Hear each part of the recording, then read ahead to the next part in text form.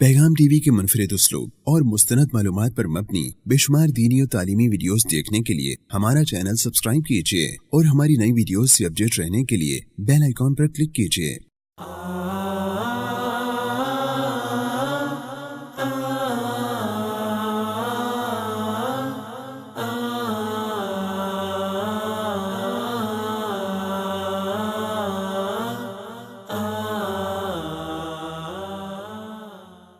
अल्हम्दुलिल्लाहि वकफ़ा वसलामुन अला इबादिहिल्लज़ीन इस्तफ़ा अशहदु अल्ला इलाहा इल्लल्लाहु वहदहु ला शरीका लह व अशहदु अन्ना मुहम्मदन अब्दुहु व रसूलुहु सल्लल्लाहु अलैहि व आलिहि वसल्लम। अल्लाहुम्मा सल्लि अला मुहम्मदिन व अला आलि मुहम्मद कमा सल्लैता अला इब्राहीम व अला आलि इब्राहीम इन्नका हमीदुम मजीद। अल्लाहुम्मा बारिक अला मुहम्मदिन व अला आलि मुहम्मद कमा बारकता अला इब्राहीम व अला आलि इब्राहीम इन्नका हमीदुम मजीद। अम्मा बाद फ़अऊज़ु बिल्लाहि स्समीइल अलीम मिनश शैतानिर रजीम मिन हम्ज़िही व नफ़्ख़िही व नफ़्सिही। बिस्मिल्लाहिर रहमानिर रहीम। व इज़ क़ुल्तुम या मूसा लन नस्बिर अला तआमिन वाहिदिन फ़द्उ लना रब्बक युख़रिज लना मिम्मा तुंबितुल अर्दु मिन बक़लिहा व क़िस्साइहा व फ़ूमिहा व अदसिहा व बसलिहा क़ाल अतस्तब्दिलून अल्लज़ी हुवा अदना बिल्लज़ी हुवा ख़ैर इहबितू मिस्रन फ़इन्न लकुम मा सअल्तुम व ज़ुरिबत अलैहिमुज़्ज़िल्लतु वल मस्कनतु व बाऊ बिग़ज़बिन मिनल्लाह ज़ालिक बिअन्नहुम कानू यकफ़ुरून बिआयातिल्लाहि व यक़्तुलून अन्नबिय्यीन बिग़ैरिल हक़्क़ ज़ालिक बिमा असौ व कानू यअतदून।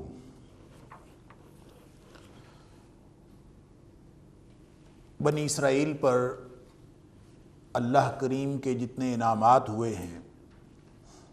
उनके तज़किरे के साथ साथ उनके जराइम की फ़हरिस्त भी बयान की जा रही है और उनकी नाफरमानियाँ भी बयान की जा रही हैं और वो असबाब बयान किए जा रहे हैं जिन असबाब की बुनियाद पर अल्लाह ताला ने इनकी फ़जीलतें बनी इसराइल की फ़जीलतें भी उनसे छीन ली और उसकी वजह से उनकी दीनी सियादत भी उनके हाथ से चली गई और दुनियावी क़यादत भी उनके हाथ से चली। इसी सिलसिले में सहराए सैना के अंदर, जिसको मैदान तीह भी कहते हैं, उसके अंदर जो मुश्किलात बनी इसराइल को पेश आईं, अल्लाह ताला ने एक एक करके उनका हल अता फरमा दिया हज़रत मूसा अलैहिस्सलाम की दुआ पर या फिर उसके बग़ैर ही। ये सारे के सारे अल्लाह ताला के एहसानात हैं और ये बात हमेशा मैं अर्ज़ किया करता हूँ और आपके जहन में ये रहनी चाहिए कि अल्लाह ताला के जितने भी इनामात होते हैं, बात तो हम इनाम की करते हैं, तो ये सारे के सारे एहसानात हुआ करते हैं। अल्लाह का इनाम हमेशा एहसान होता है, इसलिए कि इनाम कारकर्दगी का बदला भी होता है और इनाम बग़ैर किसी कारकर्दगी के और बग़ैर किसी माक़बल मुआहदे के भी होता है। जब हम अल्लाह करीम के बारे में ये कहते हैं और कुरान हमें बताता है कि व इन तउद्दू निअमतल्लाहि ला तुहसूहा, अल्लाह के इनामात को तुम गिनना शुरू कर दो तो तुम उनको गिन नहीं सकते, तो अल्लाह के सारे इनामात उनको जब हम देखते हैं तो एक भी इनाम ऐसा नहीं जो हमारी किसी कारकर्दगी की बुनियाद पर या किसी माक़बल मुआहदे की बुनियाद पर मिला हो। अल्लाह के सारे इनामात हमारे ऊपर एहसान। तो इन्हीं एहसानात में से कुछ एहसानात जो अल्लाह ने बनी इसराइल के ऊपर फरमाए उनका तज़किरा हो रहा है और उसी में से एक बात ये है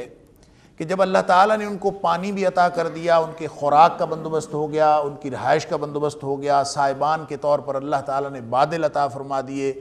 पानी जो बहुत ही अशद ज़रूरत है, वजअलना मिनल माइ कुल्ल शैइन हई, कि हर ज़िंदा चीज़ को पानी की ज़रूरत रहती है, तो अल्लाह ताला ने उसका इंतज़ाम भी एक ऑटोमेटिक तरीक़े से फरमा दिया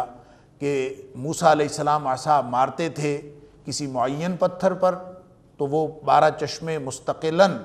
वहाँ से चल पड़े, लेकिन उनका जो मैदान तीह के अंदर यतीहून फिल अर्द है, ज़मीन में चलना फिरना, उससे ये बात ज़्यादा दुरुस्त मालूम होती है, अगरचे हम इसका ताय्युन कुल्ली कर नहीं सकते, जो मैंने पिछले दर्स में अर्ज़ किया था कि ये ताय्युन कुल्ली नहीं किया जा सकता कि वो मुअय्यन पत्थर था या किसी भी पत्थर पर मूसा अलैहिस्सलाम असा मारते थे तो वो अपने पानी 12 चश्मे जो है वो जारी हो जाते थे। لیکن ان کا جو لائف سٹائل تھا کہ وہ خانہ بدوش تھے اور 40 برس تک یتیہون فی الارض ہوتے رہے، گھومتے پھرتے رہے، سرگرداں پھرتے رہے، جیسا کہ سورۃ المائدہ کے اندر اللہ تعالیٰ نے فرمایا کہ یتیہون فی الارض۔ تو اس سے یہ معلوم ہوتا ہے کہ اگر پانی ایک جگہ پہ ہوتا تو وہ پھر 40 کلومیٹر ادھر اور 40 کلومیٹر ادھر جو ان کا آنا جانا ہے وہ پانی کی وجہ سے پھر وہ آنا جانا بنتا نہیں ہے۔ تو اس سے یہ بات ہو سکتی ہے کہ وہ معین پتھر نہ ہو بلکہ وہ مختلف پتھر ہوں، جہاں پہ بھی مستقل معجزہ اللہ تعالیٰ نے عطا فرما دیا حضرت موسیٰ علیہ السلام کو، جہاں ضرورت پڑتی تھی وہ پتھر پہ عصا مارتے تھے اور پانی جاری ہو جاتا تھا، ہو سکتا ہے یہ بات ہو۔ اب یہ انتظامات تو سارے ہو چکے، اب 40 سال انتظار کرنا تھا، جو ان کی اپنی ہٹ دھرمی کی وجہ سے، جس کا ذکر سورۃ المائدہ کے اندر ہے کہ اللہ تعالیٰ نے تو اسی وقت عطا فرما دی تھی فتح کہ اس بستی میں چلے جاؤ اور بیت المقدس میں داخل ہو جاؤ، دروازے تک داخل ہو گئے تو اللہ تعالیٰ نے تمہارے لیے فتح لکھ دی۔ لیکن یہ اس طرح کے ہٹ دھرم واقع ہوئے تھے اور اللہ تعالیٰ کی نافرمانی میں یہ نہیں گئے، اور انہوں نے کہہ دیا حضرت موسیٰ علیہ السلام کے کہ فَاذْهَبْ أَنْتَ وَرَبُّكَ فَقَاتِلَا فَإِنَّا هَاهُنَا قَاعِدُونَ، تو جا اور تیرا رب دونوں جا کے لڑو، ہم نے کوئی نہیں جانا موسیٰ علیہ السلام سے کہ ہم بیٹھے ہیں اور اگر یہ نکل جائیں گے تو پھر ہم وہاں پہ چلے جائیں گے، وگرنہ ہم نے نہیں جانا۔ 40 برس اب انہوں نے وہاں پہ رہنا تھا، چاہیے یہ تھا کہ انتظار کرتے۔ فطرت انسانی جو اپنے تقاضے رکھتی ہے، اس کا تقاضا کہ لن نصبر علی طعام واحد، کہ جو ایک ہی طرح کا یکسانیت پر مبنی کھانا ہے وہ ہمیں پسند نہیں ہے، ہم یہ اس پر صبر نہیں کر سکتے، گویا ہم اپنے اس تقاضے کو دبا نہیں سکتے باوجود اس بات کے کہ ہم آزمائشوں میں گھرے ہوئے اور اللہ کے بے شمار انعامات ہمارے اوپر، اور جنگل میں بھی اللہ تعالیٰ نے ہر طرح کا انتظام فرما دیا، اس کے باوجود لن نصبر علی طعام واحد، یہ جو یکساں کھانا ہے اس کے اوپر ہم صبر نہیں کر سکتے، یہ جو کچھ عرصہ بھی ہے ہم اس کے اوپر اس طرح سے نہیں چل سکتے۔ ہماری جو طبیعتوں کا تقاضا ہے وہ پورا کیا جائے، اور وہ کیا ہے کہ اپنے رب سے دعا کرو فَادْعُ لَنَا رَبَّكَ يُخْرِجْ لَنَا مِمَّا تُنبِتُ الْأَرْضُ مِن بَقْلِهَا وَقِثَّائِهَا وَفُومِهَا وَعَدَسِهَا وَبَصَلِهَا۔ آسمانی خوراک سے ہم اکتا گئے ہیں، اب ہمیں زمینی خوراک چاہیے، جو زمین جو کچھ اگاتی ہے، اور اس کی تفصیل سبزیاں، ترکاریاں، اناج سب کچھ اس کے اندر آتا ہے، گزشتہ درس میں میں نے عرض کیا تھا۔ قَالَ تَسْتَبْدِلُونَ الَّذِي هُوَ أَدْنَىٰ بِالَّذِي هُوَ خَيْرٌ، یہاں تک ہم پہنچ گئے تھے کہ حضرت موسیٰ علیہ السلام نے فرمایا اتستبدلون الذی هو ادنی بالذی هو خیر، کیا جو چیز ادنا ہے، کمتر ہے، اس کو تم حاصل کرنا چاہتے ہو اور اس سے بدلنا چاہتے ہو اس چیز کو جو بہتر ہے تمہارے لیے۔ اب اس کا مطلب یہ ہوگا، ایک تو اس اعتبار سے بہتری ہے کہ آپ کو پکا پکایا کھانا ملے اور بغیر ہاتھ پاؤں ہلائے بھنے ہوئے پرندے آپ کے پاس آ جائیں، یا آپ اس کو پکڑیں اور فوراً اپنی جگہ پہ بغیر کسی مسئلے کے اور مشکل کے اس کو بھون کے کھا لیں، یا پھر بھنا آپ کے اوپر نازل ہو اور آپ اس کو کھا لیں، اور ساتھ آپ کے جو بندوبست ہے آپ کی ذائقے اور جو یعنی خوراک کی تبدیلی کا وہ بھی بندوبست ہو گیا، میٹھا بھی ہے نمکین بھی ہے، دونوں چیزیں موجود ہیں۔ اب اس کے باوجود جب تم اس کو مانگتے ہو کہ ہم خود اگائیں گے، ہم خود کھائیں گے، خود پکائیں گے، تو یہ بظاہر یہ چیز یعنی ایک بہتر چیز چھوڑ کر ایک ادنا چیز اختیار کرنے والی بات ہے، ایک تو یہ ظاہری طور پر۔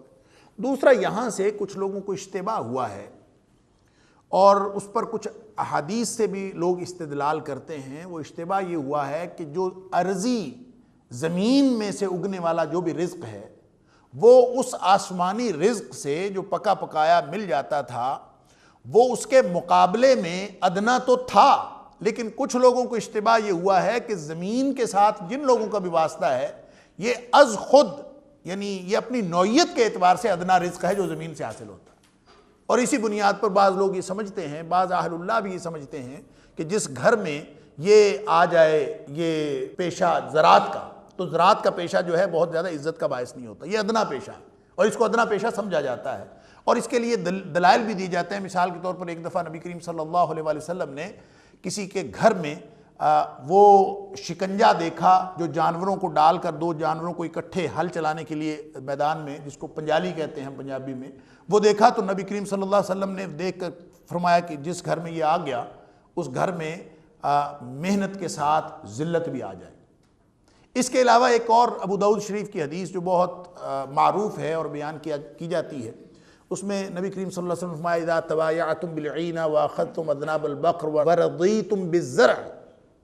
کہ اگر ایسا موقع آ جائے کہ تم اپنے اپنے کاروباروں کے اندر الجھ کے رہ جاؤ، واخذتم اذناب البقر، اور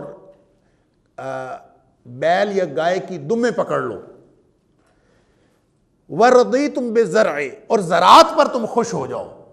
اگر ایسا موقع آ جائے، وترکتم الجہاد، اور جہاد تم چھوڑ جاؤ، سلط اللہ علیکم ذلا، تو اللہ تعالیٰ تمہارے اوپر ذلت اور رسوائی مسلط کر دے۔ اس سے بھی لوگوں نے اس کے ساتھ جوڑنے کی کوشش کی ہے کہ شاید یہ جو ادنا جو شخص زراعت کا پیشہ اختیار کرتا ہے وہ ایک ادنا قسم کی ایک کاروائی میں یا ایکٹیویٹی میں، سرگرمی میں وہ ملوث ہوتا ہے، اور یہ شاید ادنا چیز، اور یہ بہت سارے لوگوں نے اور بہت اہل اللہ بھی اس طرف گئے ہیں کہ شاید یہ کام جو ہے یہ بہت زیادہ عزت والا، باعث عزت کام نہیں۔ یہ غلط فہمی ہے۔ یہاں جو اللہ کریم نے فرمایا نا قَالَ تَسْتَبْدِلُونَ الَّذِي هُوَ أَدْنَىٰ بِالَّذِي هُوَ خَيْرٌ، یہ اس نوعیت کے اعتبار سے نہیں ہے، یہ ذہن سے نکال دیجئے بات۔ نوعیت کے اعتبار سے زراعت کوئی ادنا پیشہ نہیں ہے، بلکہ اس کی تو فضیلت آئی ہے حدیث کے اندر، میں ابھی عرض کرتا ہوں۔ یہ ادنا پیشہ، یہ اس کمپیریزن میں اللہ تعالیٰ نے، اس موازنے میں اللہ تعالیٰ نے اس کو ادنا کہا ہے، اور اس خیر کے مقابلے میں کہ تمہیں آسمانی رزق مل رہا تھا، من اور سلوہ مل رہا تھا، اور تم نے وہ چھوڑ کر تم نے یہ اختیار کیا، یہ اس کے مقابلے میں ادنا تر ہے۔ وگرنہ اگر کوئی شخص اپنے ہاتھ سے کماتا ہے، اور ہاتھ کی کمائی تو نبی کریم صلی اللہ علیہ وسلم نے فرمایا جو محنت کر کے کماتا ہے، وہ چاہے زمین میں محنت کرتا ہے، کہیں بھی محنت کرتا ہے، جو محنت کر کے کماتا ہے اس سے بہتر کھانا اور اس سے پاکیزہ کھانا تو کبھی کسی نے کھایا ہی نہیں۔ ان اطیب ما اکلتم من کسبکم، جو ہاتھ کی کمائی سے جو کھاتے ہو وہ تو پاکیزہ ترین کھانا ہوتا ہے۔ تو اس لیے جو لوگ زمین میں محنت کرتے ہیں یہ بہترین، اور خاص طور پر جب ہم زمین کی محنت کی نوعیت یعنی کاشتکاری کی بات کرتے ہیں تو بخاری شریف کے اندر بھی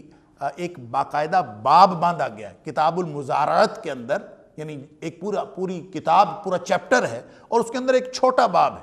اور اس باب کا نام ہے باب فضل الزرع والغرس، باغ لگانے اور زمین میں کاشتکاری کی فضیلت کا بیان۔ تو اس کا مطلب یہ تو فضیلت والا کام ہے، اور خاص طور پر وہ جس میں سے کوئی بھی جانور یا پرندے یا کوئی کسی کے کھانے پینے کا بندوبست ہوتا ہے، وہ اس کو نبی کریم صلی اللہ علیہ وسلم نے صدقہ فرمایا۔ اور یہی باب صحیح مسلم شریف میں بھی ہے، صحیح مسلم میں بھی باب فضل الغرس والزرع، یعنی باغبانی کرنے کا اور کاشتکاری کرنے کی فضیلت کا بیان۔ تو اس سے یہ نتیجہ نکلتا ہے کہ یہ تو بڑا فضیلت والا پیشہ ہے۔ ایک حدیث میں عرض کر دیتا ہوں تاکہ ہمیں یہ بات سمجھ آ جائے کہ یہ ادنا کی بات اس من اور سلوہ کے مقابلے میں تھی، یہ اپنی نوعیت کے اعتبار سے کوئی ادنا پیشہ نہیں ہے، بلکہ نبی کریم صلی اللہ علیہ وسلم نے فرمایا، بخاری شریف کی حدیث ہے، انس بن مالک رضی اللہ تعالی راوی ہیں کہ نبی پاک صلی اللہ علیہ وسلم نے فرمایا ما من مسلم یغرس غرسا او یزرع زرعا، کوئی بھی مسلمان ہونے کی شرط ہے،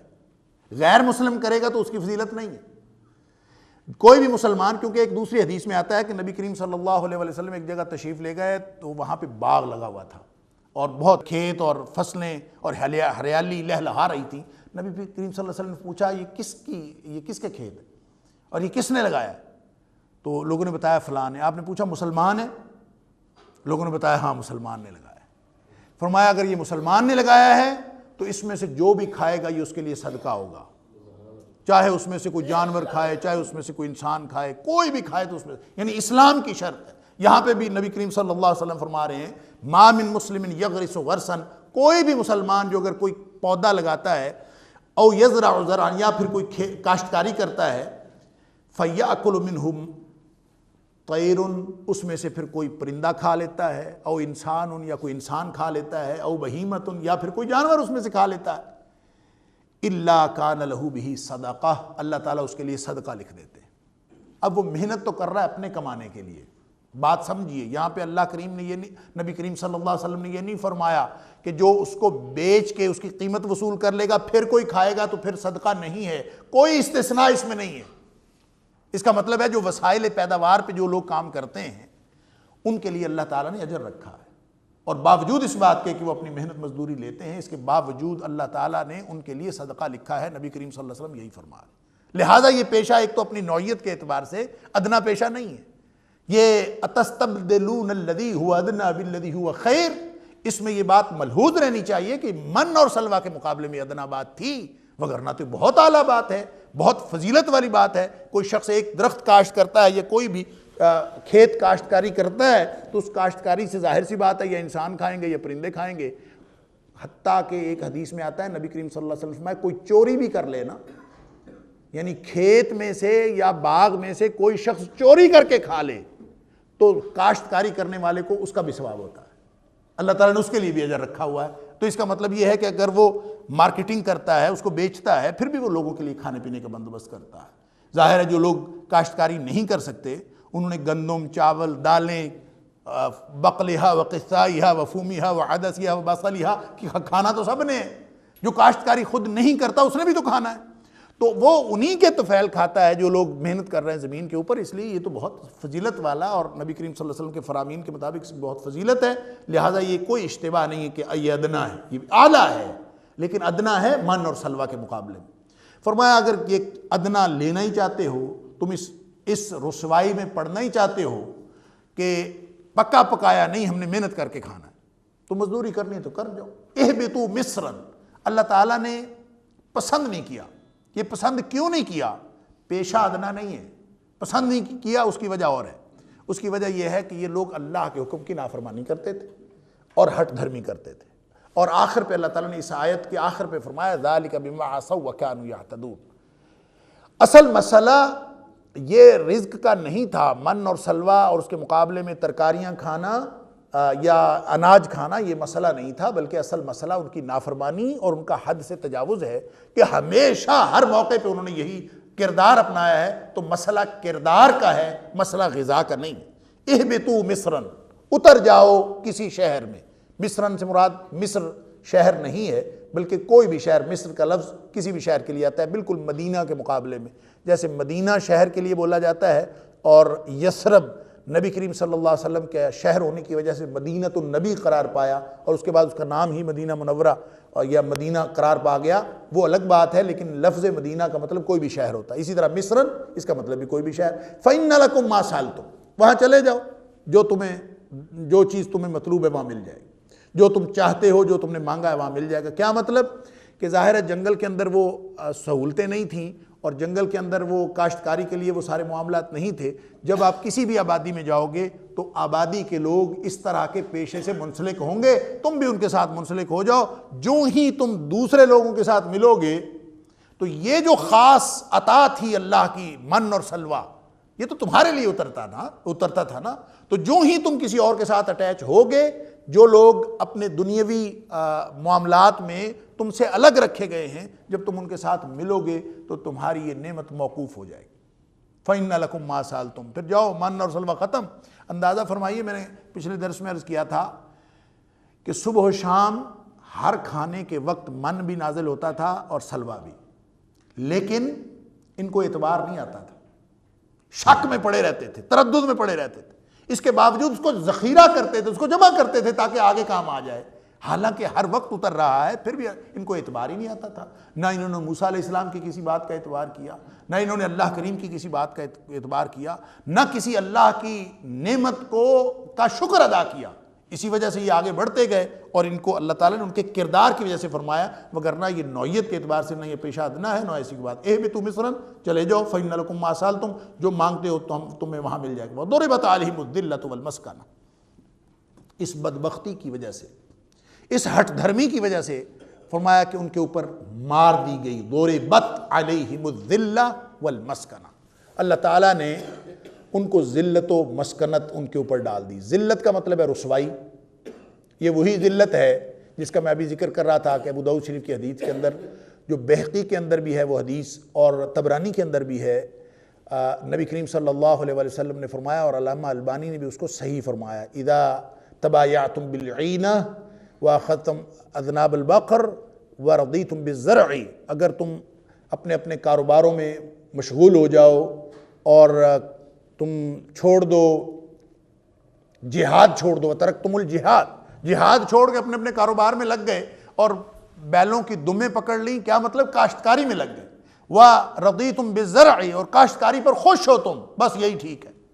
سلط اللہ علیکم ذلًا، اللہ تعالیٰ تمہارے اوپر رسوائی مسلط کر دے گا۔ اس رسوائی کا مطلب یہ ہرگز نہیں ہے کہ وہ رسوائی اس پیشے کی وجہ سے ہے، وہ رسوائی اس وجہ سے ہے کہ تم نے اللہ کے دین کو چھوڑ کر اپنی کمائی کو اپنی زندگی کی ترجیح بنا لیا۔ مسئلہ ترجیحات کا ہے کہ وہ اس میں تو کاروبار بھی ہے، پھر تجارت بھی اس میں آ جاتی ہے۔ اللہ کے نبی کریم صلی اللہ علیہ وسلم نے تجارت تو خود فرمائی ہے، اور آپ نے تجارت کی بڑی فضیلت بیان فرمائی ہے۔ آپ نے فرمایا کہ دنیا کے تمام کاروباروں میں ہر قسم کی جو بھی انسان کمائی کرنے کی کوشش کرتا ہے، ذرائع آمدن اختیار کرتا ہے، اللہ تعالیٰ نے سب میں برکتیں رکھی ہیں، لیکن ان میں ایک حصہ برکت ہے، 9 حصے برکت جو اللہ نے رکھی ہے وہ تجارت کے اندر رکھی۔ تو تجارت لہٰذا اذا تبایعتم بالعینہ واخذتم اذناب البقر ورضیتم بالزرع، ان تینوں کی موجودگی میں جو ذلت و رسوائی کی بات نبی کریم صلی اللہ علیہ وسلم نے فرمائی ہے، اس کی وجہ کاروبار یا اس زراعت یا اس پیشے کی نوعیت نہیں ہے، اس کی وجہ ترجیحات کے تعین میں غلطی ہے۔ جب انسان ترجیحات کے تعین میں غلطی کرتا ہے، اللہ کے دین کو چھوڑ کر اپنے کاروبار کو، اور اسی میں خوش ہے، میرا کاروبار ٹھیک ہے، باقی دنیا جائے بھاڑ میں،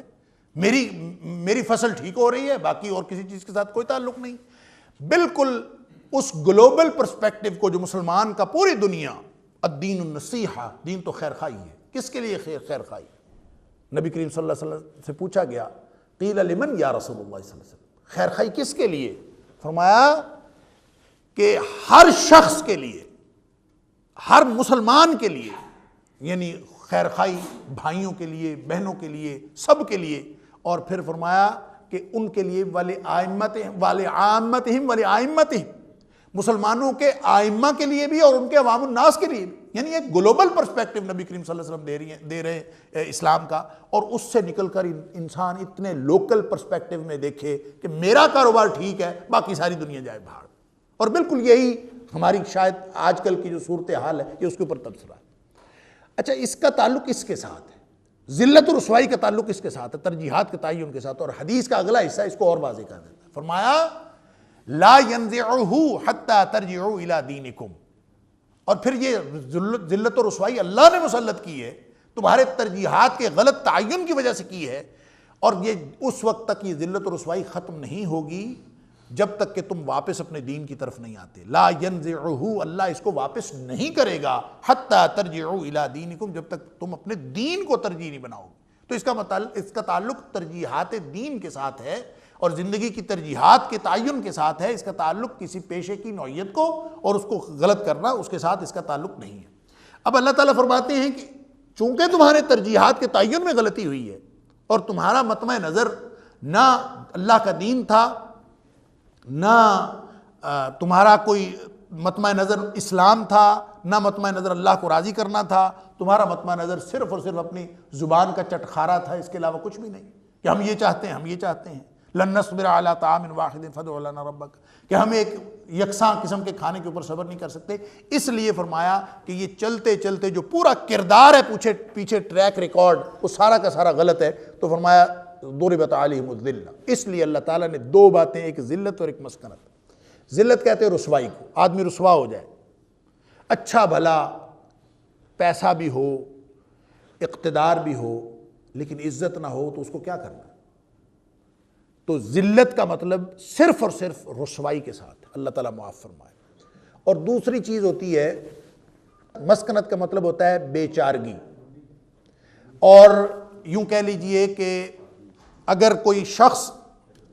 اس کو کوئی چارہ نہ ملے، کوئی اس کی حالت کے اندر اس کو پستی، ایک تو ہے عملاً پستی، ایک ہے صرف اور صرف مانوی پستی۔ مانوی پستی رسوائی کا باعث بنتی ہے، اور جو عملاً پستی ہے وہ بھی رسوائی کا ہی باعث ہوتی ہے، لیکن اس وہ بے چارگی کا باعث بھی بنتی ہے کہ انسان اس کے بعد کچھ کر نہیں سکتا، اس کے پاس سارے وسائل بند ہو جاتے ہیں، ہر چیز آہستہ آہستہ بند ہوتی چلی جاتی ہے۔ اللہ تعالیٰ نے فرمایا کہ ان کے اوپر ذلت بھی ڈال لی گئی اور مسکنت بھی ڈال لی گئی، ظاہری رسوائی بھی، مانوی رسوائی بھی، کہ جب کبھی وہ کچھ کرنا چاہیں گے تو کچھ کر نہیں سکیں گے، اور اگر کوئی ظاہری طور پر ان کے پاس جو کچھ بھی ہو، اس کے باوجود ان کی عزت کہیں نہیں ہوگی، ان کے اپنے گھر میں بھی عزت نہیں ہوگی۔ اللہ تعالیٰ معاف فرمائے۔ اور یہ اصل چیز عزت جو ہے وہ اللہ کے ہاں ہے۔ دنیاوی چیزیں، دنیا کے اعتبار سے ہم یہود و نصارہ کو دیکھیں کہ وہ بڑے ان کے پاس دنیاوی مال و دولت کے اعتبار سے بڑے بڑے کارنامے ہیں ان کے پاس، اور بہت کچھ ان کے ہاتھ میں اور ڈومیننس ہے اور غلبہ ہے، تو اللہ تعالیٰ نے فرمایا ہے کہ وَلَا يَغُرَّنَّكَ تَقَلُّبُ الَّذِينَ كَفَرُوا فِي الْبِلَادِ، یہ جو کافر زمین میں دندناتے پھرتے ہیں یہ تمہیں کسی دھوکے میں مبتلا نہ کرے، اس سے دھوکہ نہیں کھانا۔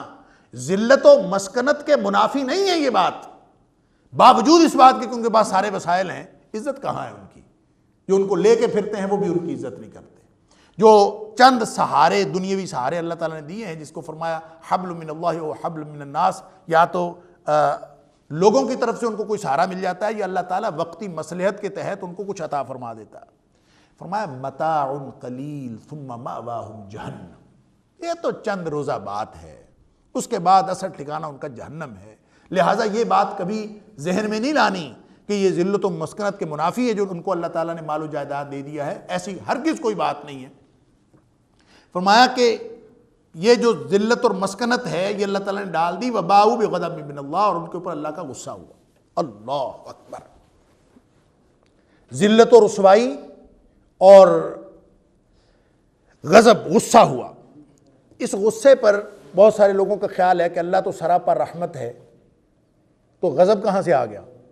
غصہ کہاں سے آ گیا اللہ کی ذات میں؟ اللہ تو سراسر رحمت ہے، اور اللہ کی ذات میں غصہ اگر ہم کہیں گے تو اس کا مطلب یہ ہوگا نعوذ باللہ من ذالک کہ اللہ کی ذات میں کچھ منفی چیزیں بھی پائی جاتی ہیں۔ پھر ہمیں یہ تسلیم کرنا پڑے گا کہ اللہ کی صفات منفی بھی ہیں، اللہ کی صفات مثبت بھی ہیں، پھر ہمیں یہ اشکال پیدا ہوتا ہے۔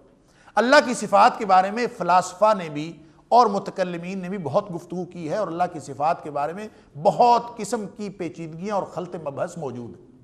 اسی وجہ سے بہت سے مفسرین نے، آپ اگر تفسیریں پڑھیں تو آپ کو یہ ایک خاص اصطلاح لکھی بھی ملتی ہے کہ یہ اصل میں اللہ کے ارادہ عقوبت کو غضب کہا گیا ہے، اس کی تعویل کرنے کی کوشش کی گئی، یعنی اللہ کا ارادہ سزا دینے کا، اسی کا نام غضب ہے کہ اللہ تعالیٰ ارادہ فرما لیں کہ میں ان کو سزا دوں گا تو اس کا نام غضب ہے۔ تو ارادہ عقوبت، سزا دینے کا ارادہ، یہ غضب ہے، وگرنہ اللہ کی ذات میں غضب کی صفت نہیں پائی جاتی، کیونکہ غضب یا غصہ یہ ایک منفی صفت ہے۔ یہ خلط مبحث اس وقت پیدا ہوتا ہے جب ہم یہ دعویٰ کریں یا یہ دعویٰ کرنے کی کوشش کریں کہ اللہ کی ذات کے بارے میں ساری معلومات ہمیں حاصل ہو گئی ہیں اور اللہ کی صفات کے بارے میں ہمیں ساری معلومات حاصل ہو گئی۔ معتزلہ اور اشاعرہ کے درمیان یہی جو بہت بڑے بڑے مسائل تھے، ان میں سے ایک بڑا مسئلہ یہ تھا کہ صفات باری تعالیٰ وہ عین ذات ہیں کہ غیر ذات۔ یہ عین اور غیر کا یہ ایشو اسی لیے کھڑا ہوا کہ صفات باری تعالیٰ، ان کا خیال یہ ہے کہ اگر ان کو ہم تسلیم کر لیں تو بہت ساری پیچیدگیاں پیدا ہو جاتی ہیں۔ اس کا مطلب ہوگا کہ ایک اللہ کی ذات ہے اور کئی صفات ہیں۔ جب ہم کئی صفات کہتے ہیں تو اس طرح اللہ کی ذات میں تعدد لازم آتا ہے، اور جب اللہ کی ذات میں تعدد کو ہم نے خود مان لیا تو توحید کہاں سے رہ گئی؟ یہ توحید کے خلاف ہے۔ لہٰذا معتزلہ جو اپنے آپ کو اہل التوحید والعدل کہتے ہیں اور بزعم خود توحید کا تحفظ کرنے کے لیے میدان عمل میں آئے، اور جتنے بھی پیچیدگیاں، فکری پیچیدگیاں امت مسلمہ میں پھیلائی ہیں، اس میں اولین لوگ وہی تھے جنہوں نے یہ ساری فکری قسم کے جو مغالطے ہیں وہ انسانوں کے اندر، مسلمانوں کے اندر پھیلائے۔ بات یہ ہے کہ اللہ کی صفات ہے، اللہ کی ذات ہے، اس کی صفات اس کی ذات میں شامل ہیں یا اس سے الگ ہیں۔ ہم اس کی نہ کوئی کیفیت بیان کر سکتے ہیں، نہ اس کی کوئی تشبیہ بیان کر سکتے ہیں، اس لیے کہ لیس کمثلہ شیء، غصہ اس میں ہے لیکن وہ انسانوں کے غصے جیسا نہیں ہے، رحمت اس میں ہے لیکن وہ انسانوں کے رحم جیسا نہیں ہے، رافت، نرمی اس کے اندر ہے لیکن وہ انسانوں کی نرمی جتنی نہیں ہے۔ انسان جو کچھ بھی کرے، اور اس کو پھر متکلمین نے نظریہ مخالفہ کہا ہے۔ نظریہ مخالفہ کا مطلب یہ ہے کہ اللہ تعالیٰ کی صفات کے بارے میں صرف یہ نہیں سمجھنا کہ اللہ کی صفات انسانوں سے صرف درجے میں مختلف ہے، کہ انسانوں کا غصہ چھوٹا سا ہوتا ہے 0.00001% اور اللہ کا غصہ 100% ہوتا ہے، یا انسان کا رحمت انسان بھی کرتا ہے دوسروں کے اوپر، اور اللہ کی بھی صفت رحمت ہے۔ تو اس کو ہم یوں گنے کہ یہ درجے کا اختلاف ہے، یہ صرف درجے کا اختلاف نہیں ہے، نوعیت ہی مختلف ہے،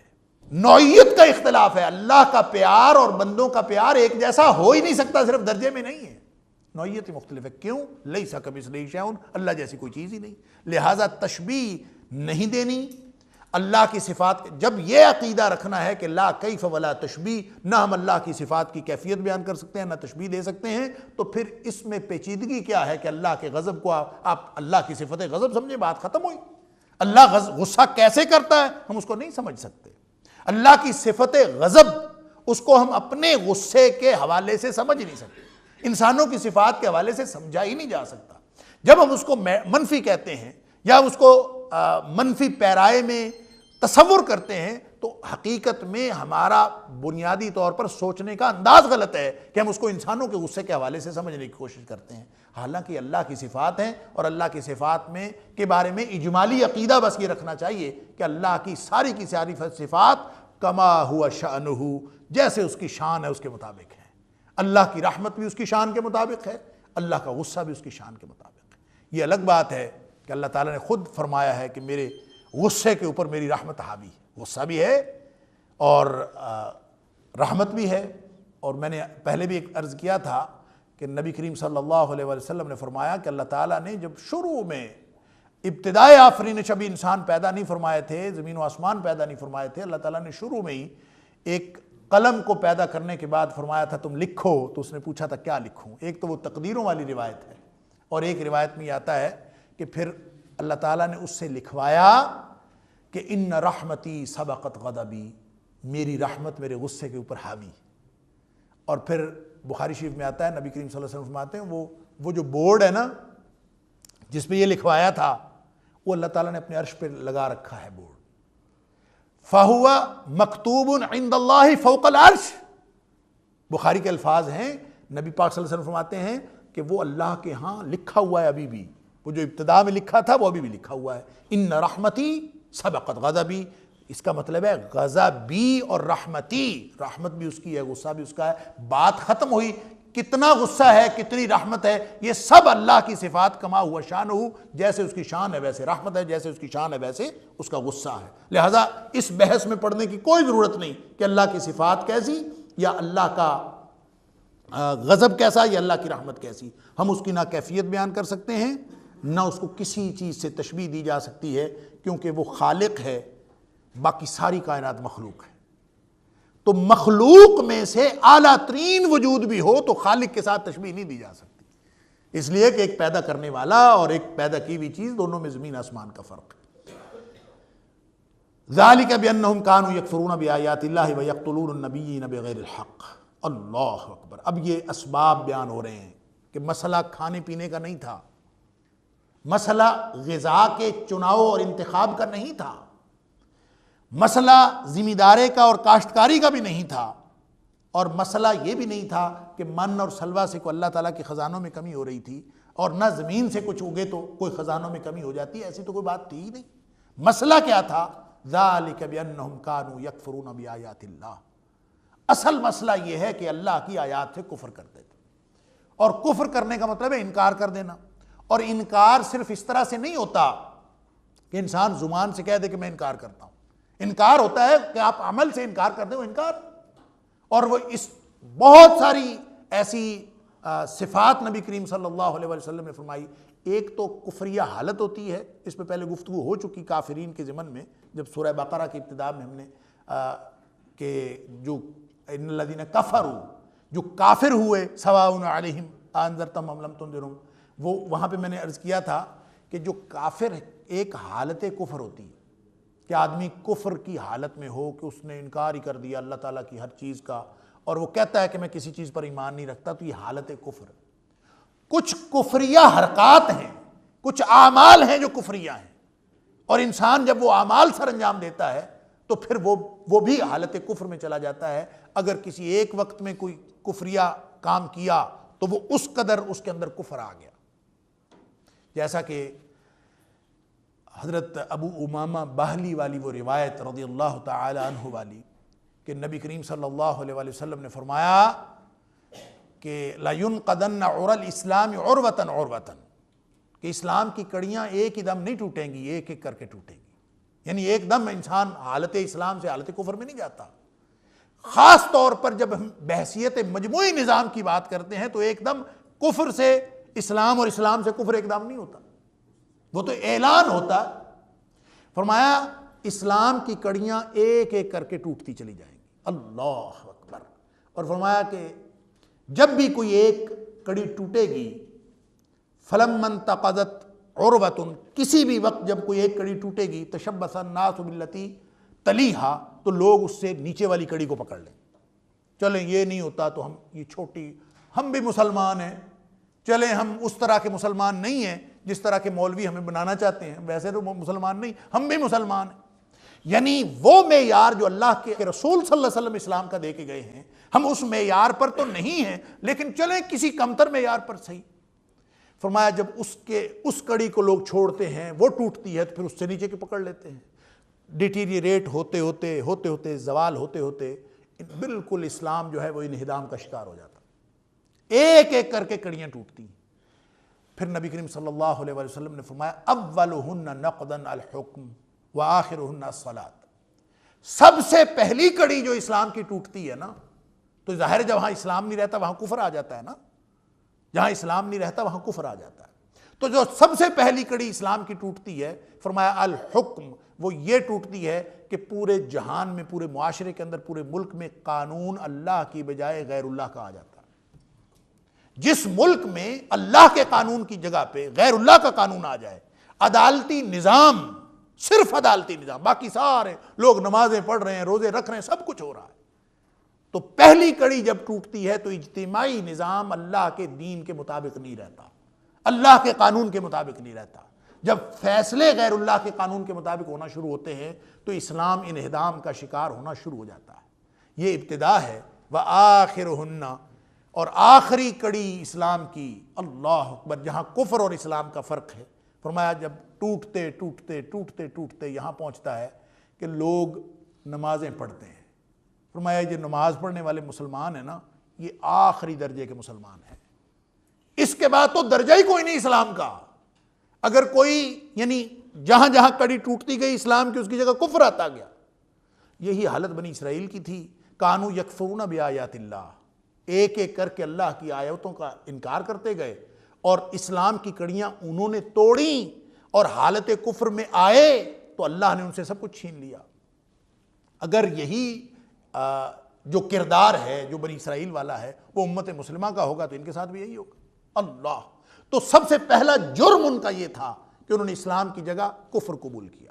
یکفرون بآیات اللہ۔ اور یہ کفر قبول کرنا اس طرح نہیں تھا، کسی ایک موقع پر آپ پوری بنی اسرائیل کی تاریخ پڑھ کے دیکھ لیجئے، یا اس تاریخ کو دیکھ لیجئے جو اللہ نے قرآن میں بیان فرمائی ہے، یا جہاں پہ چارج شیٹ کیا ان کو، کسی ایک موقع پر بھی انہوں نے یہ تو نہیں کہا کہ اے موسیٰ علیہ السلام ہم تیرے اوپر ایمان نہیں رکھتے، یہ تو نہیں انہوں نے کہا کہ ہم تورات کے اوپر ایمان نہیں رکھتے۔ ایمان نبی پر بھی تھا، ایمان تورات پر بھی تھا، ایمان اللہ پر بھی تھا، لیکن کردار ایسا تھا جو بے ایمانی والا کردار تھا، جو کفر والا کردار تھا۔ اس لیے فرمایا ذالک بانہم کانوا یکفرون بآیات اللہ، جو شروع ہوئے ہیں اللہ کی ذات اور اللہ کی آیات سے کفر کرنا، وہ پے در پے کفر کرتے گئے۔ اور فرمایا ایک دوسری ان کی اسی کفر کے ضمن میں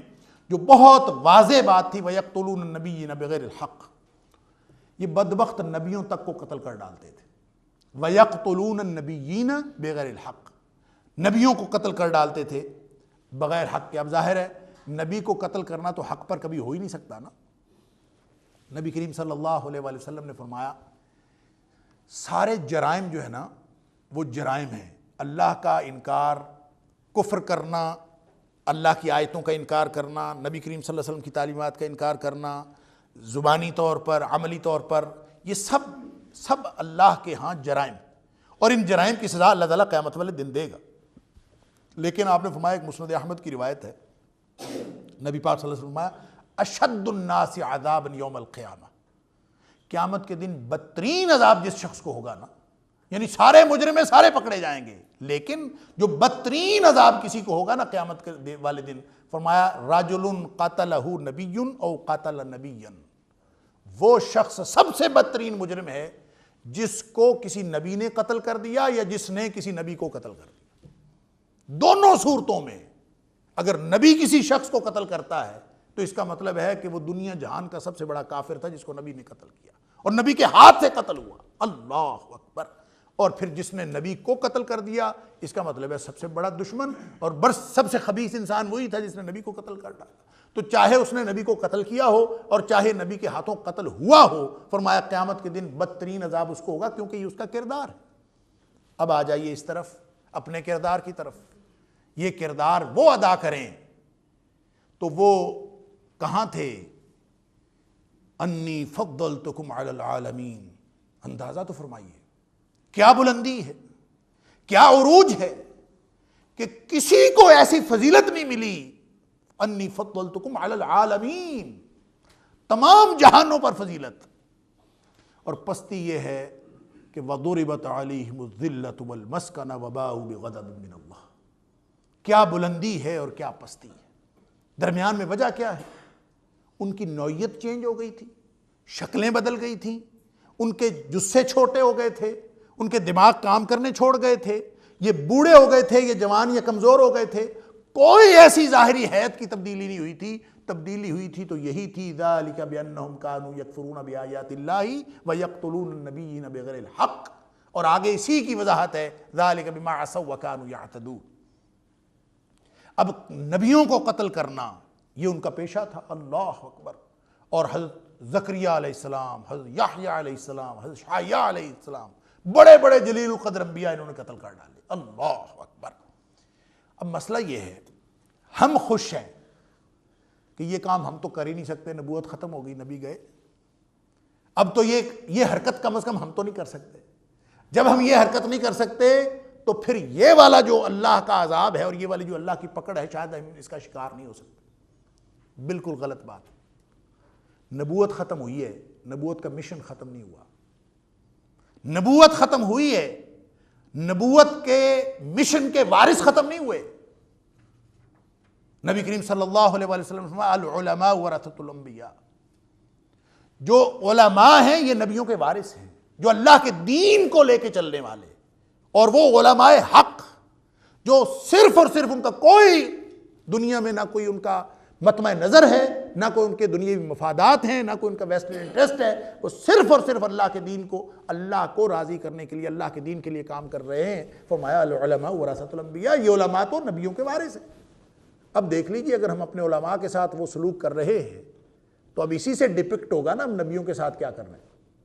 اسی سے پتہ چلے گا کہ ہمارا نبیوں کے ساتھ کیا سلوک ہے۔ آج اگر ہم نبیوں کے ورثاء کے ساتھ یہ سلوک کرتے ہیں، اور دیکھ لیجئے معاشرے کے اندر مولوی اور مولوی پہ تان کرنا یہ تو محبوب مشغلہ ہے ہر جگہ کا،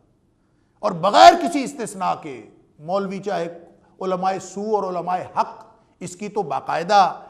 جو ڈفرینشیشن ہے وہ تو حدیث کے اندر ہے کہ کچھ علماء سو ہوتے ہیں، کچھ علماء حق ہوتے ہیں۔ علماء سو ہوتے ہیں جو دنیاوی مفاد حاصل کرنے کے لیے دین کو استعمال کرتے ہیں،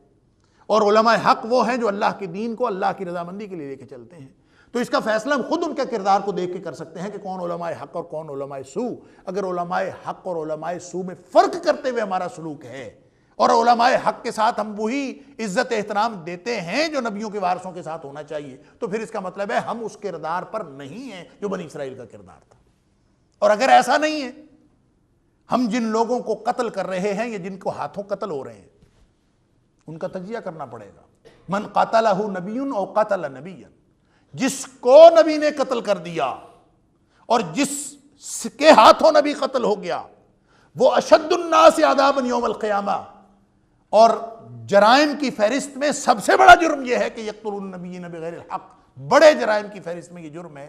تو کیا خیال ہے کہ جو انبیاء کے ورثاء کے ساتھ یہ سلوک کر رہے ہیں اور جو ان کے ہاتھوں قتل ہوں گے یا ان کو قتل کریں گے، ان کے اوپر بھی وہی حکم لاگو ہوگا جو انبیاء کے اوپر حکم لاگو ہوتا ہے۔ اس لیے کہ اور کوئی وارث ہے تو بتا دیجئے۔ معاملہ امتیوں پہ آیا ہے، اور امتیوں میں یہ فرق قیامت تک رہے گا کہ انبیاء کے مشن کے وارث کون ہیں اور انبیاء کے مشن کی مخالفت کرنے والے کون ہیں۔ یہ فرق تو قیامت کے دن تک رہے گا، اور جب یہ فرق موجود ہے تو پھر ہم اپنے کردار کو اس تصویر کے اندر اور اس سانچے کے اندر اپنے آپ کو رکھ کے دیکھ سکتے ہیں کہ ہم کہاں کھڑے ہیں۔ اگر ہمارا کردار اس سے مختلف ہے تو پھر ہم اللہ سے فضل اور رحمت کی امید رکھیں،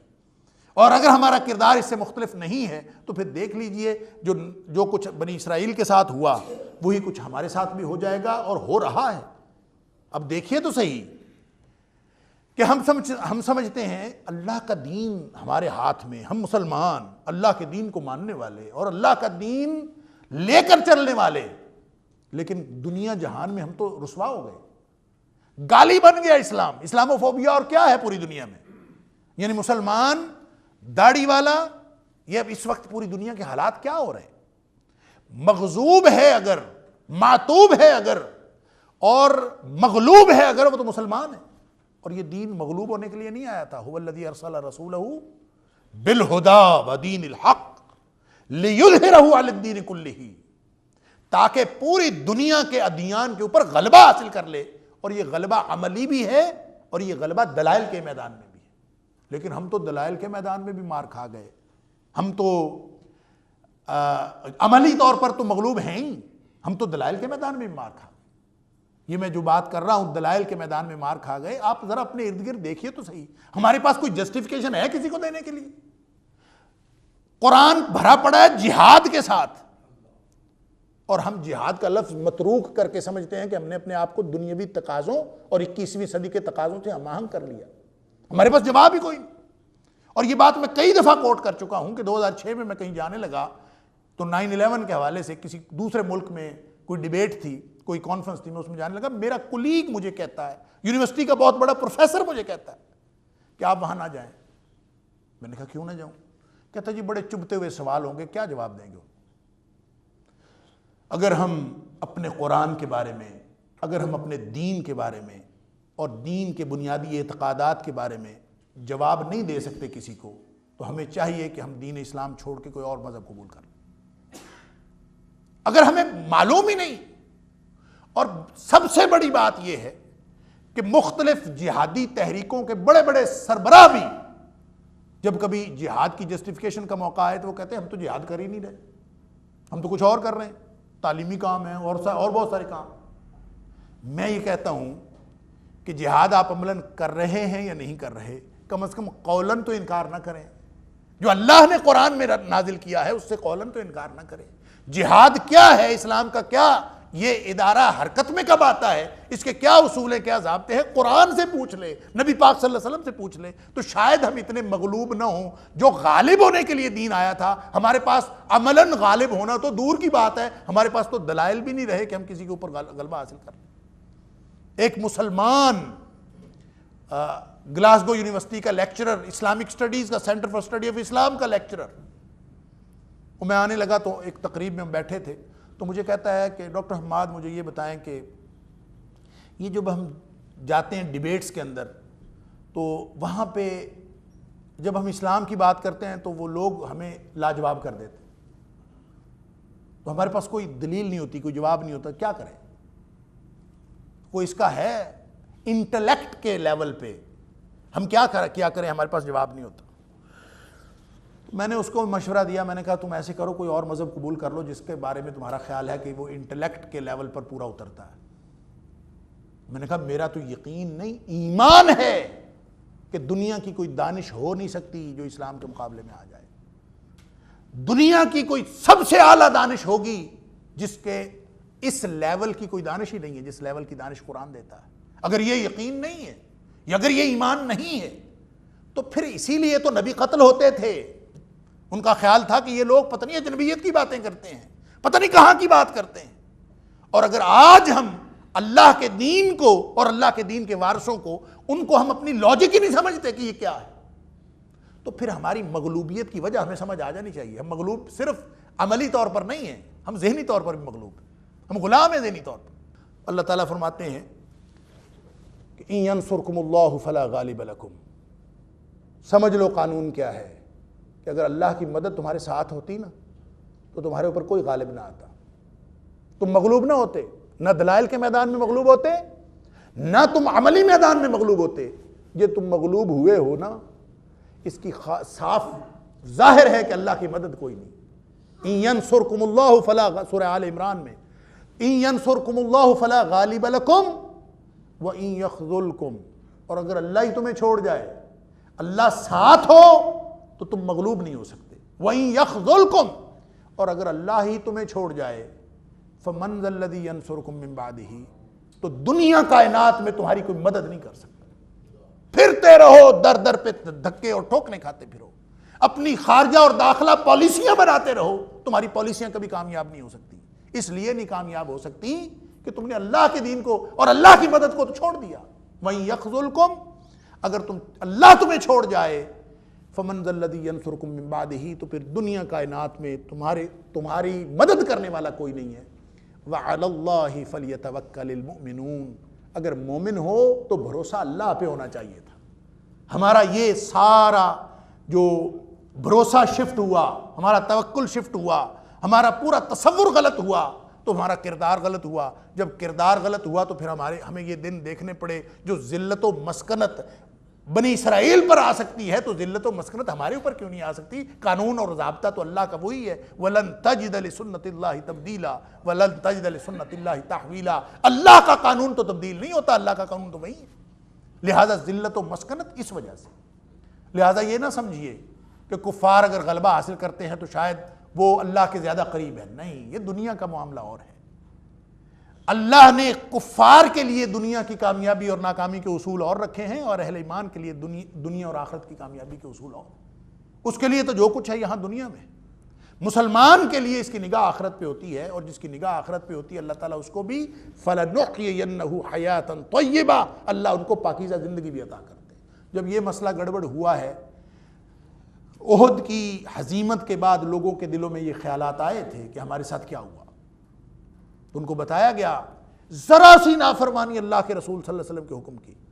کہ پہاڑ پر 50 لوگ بٹھائے ہیں، ان کو حکم تھا کہ بیٹھے رہنا ہے، فتح ہو یا شکست ہو نیچے نہیں اترنا۔ اترے تھے نا اللہ کے رسول صلی اللہ علیہ وسلم کے حکم کی، کتنی نافرمانی ہوئی تھی، اسی وقت تھپڑ پڑا تھا۔ نبی کریم صلی اللہ علیہ وسلم موجود تھے، لیکن نبی کریم صلی اللہ علیہ وسلم کی موجودگی میں بھی اگر اللہ کے رسول صلی اللہ علیہ وسلم کے ایک چھوٹے سے حکم کی ذرا سی خلاف ورزی، وہ سارے نہیں اترے تھے، زیادہ تر لوگ اتر آئے۔ جب اتنی سی خلاف ورزی سے فتح شکست میں بدل سکتی ہے اور عزت ہزیمت میں بدل سکتی ہے، تو تم کس بات کی مولی ہو کہ تم 1500 سال بعد اپنا کردار تو دیکھو۔ تمہاری مغلوبیت جو ہے یہ ناقابل فہم نہیں ہے، ہر چیز سمجھ میں آتی ہے کہ مغلوبیت کیوں۔ لہٰذا دیکھیے اللہ کریم نے پوری وجوہات سامنے رکھ دی ہیں، ذَلِكَ بِأَنَّهُمْ كَانُوا يَكْفُرُونَ بِآيَاتِ اللَّهِ وَيَقْتُلُونَ النَّبِيِّينَ بِغَيْرِ حَقٍّ، بغیر حق کے لوگوں کو مارے چلے جا رہے ہیں، بغیر حق کے لوگوں کو مارے جا رہے ہیں۔ جو نبیوں کو مار رہے تھے تو مغضوب علیہم قرار پائے، آج اگر نبیوں کے وارثوں کو مارا جا رہا ہے تو یہ مغضوب علیہم ہونے کی دلیل نہیں، یہ بھی دلیل ہے۔ اور پھر اس کی وضاحت کیا ہے؟ ذَلِكَ بِمَا عَصَوْا وَكَانُوا يَعْتَدُونَ۔ دو باتیں اللہ کریم نے اس پورے دریا اور سمندر کو اور اس کردار کی تفصیل کو اللہ نے 2 لفظوں میں بند فرما دیا، اس کوزے میں بند کر